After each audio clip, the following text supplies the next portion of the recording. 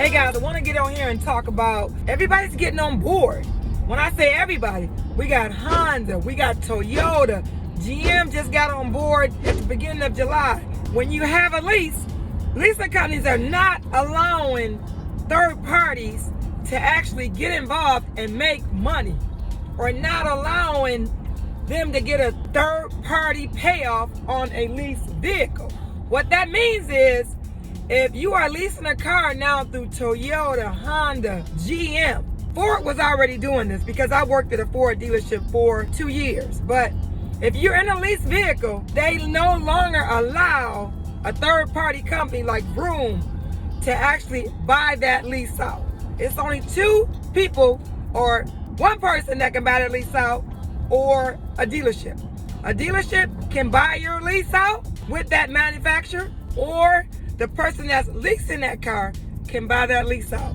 So they're no longer allowing third parties to make money or take their inventory and take their car, sell it, make money, or just be involved, period. This is what this means is, you have a lease car, you're looking to sell your lease, you need to buy it yourself. So you buy your lease yourself, then you sell it to Vroom or you sell it to someone else and make money, because your manufacturer or who you're leasing from is not allowing third parties to make money.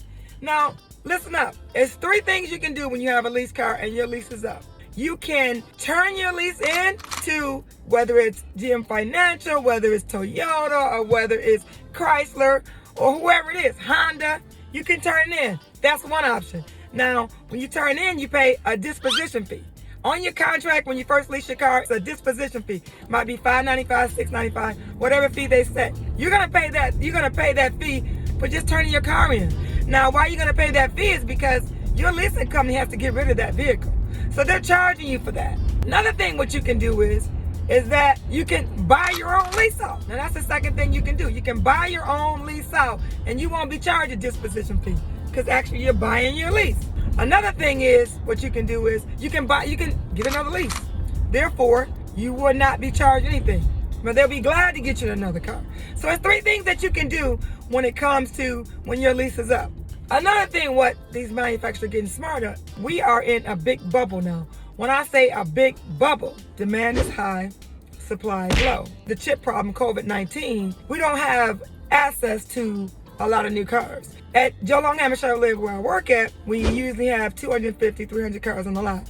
Now, we're getting about 40 to 50 cars a month now. What that means is, these cars are actually pre-sold before they even get to the lot.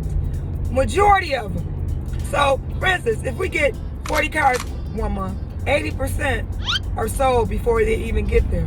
What we're doing is, we're getting an application on that customer, and we're taking a $500 deposit. Because customers know that supply is high and demand is low. So a lot of options that you want on the car, whether if you wanted an all-wheel drive, whether you wanted a sunroof, or you want all these other options, those options might not be available. So what's happening now is that you gotta kind of accept what's out there.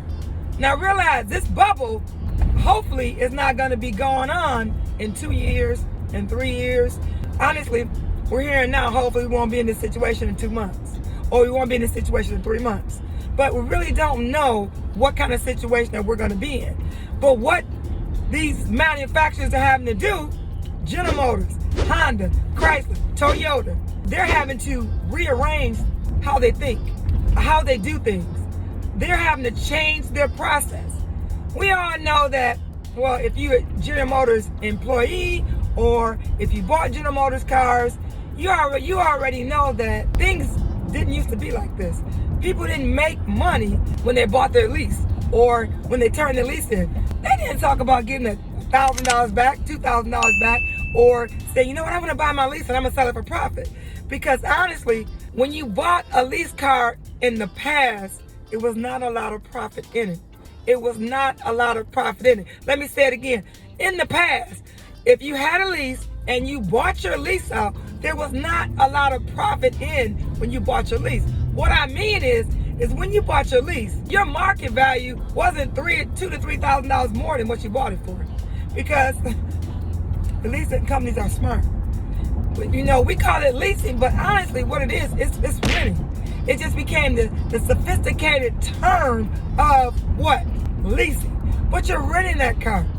You're renting that car, but we call it leasing. You're renting it for 2 or 3 years, 24 months, 36 months, or 39 months, whatever term that particular leasing company offers. And that's what you're leasing it for. Remember, this bubble, it will not always be like this. You will not be wanting to buy your lease out and then saying, you know, I need to get this back. If I'm going to get rid of my car, I'm going to get this. You will not have that option after this bubble is done.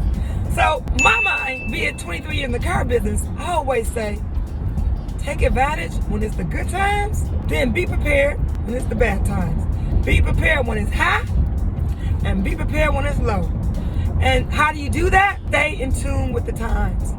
Pay attention. Even when you're busy and you think you don't have time, pay attention to what's going on in the market. Pay attention to what's going on in the market, because things are not always going to be the same. Things are going to get better, or they're going to get worse, or sometimes they're just going to even out. So thanks for watching my video, and I'll see you in the next video.